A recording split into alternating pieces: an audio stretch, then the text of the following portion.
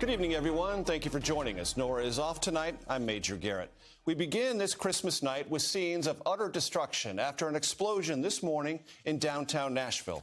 Investigators believe it was an intentional act. Tonight, they are asking for the public's help in identifying who was behind it in order to bring them to justice, adding there appears to be no additional threat to America's beloved Music City. We do know that 3 people were wounded. All are expected to be okay.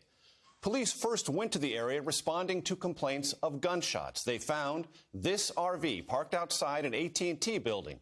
The camper was blaring a recorded warning of an imminent explosion. Moments later, it happened. Take a look. Nearly 24 buildings along that entire city block are damaged, some heavily. Amid thick smoke, flaming debris, and shattered glass, terrified survivors cried out for help. This horrifying blast could have resulted in mass casualties. It was heard across the city and felt inside the heart of a nation shaken by a deadly pandemic and so much financial suffering. There is a lot of news to get to this holiday, and our team of correspondents is standing by.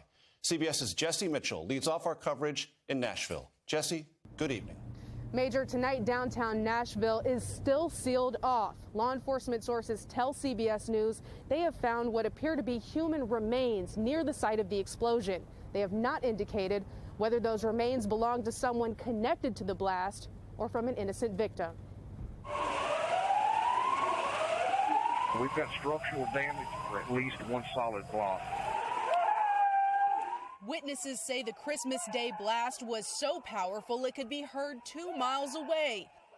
The explosion scattered debris for several blocks, setting cars on fire.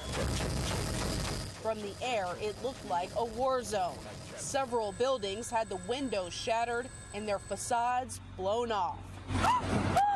The FBI, ATF are conducting a large-scale investigation to this point. We do believe that the explosion was an intentional act. Police released this photo of the vehicle they believe was responsible for the blast, which was caught on surveillance driving to the area. Officers responded to the scene after receiving a call about shots fired.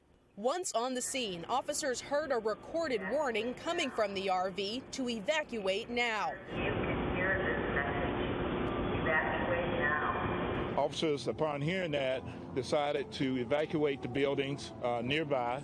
A bomb squad unit was called in, and as they were approaching, the blast went off.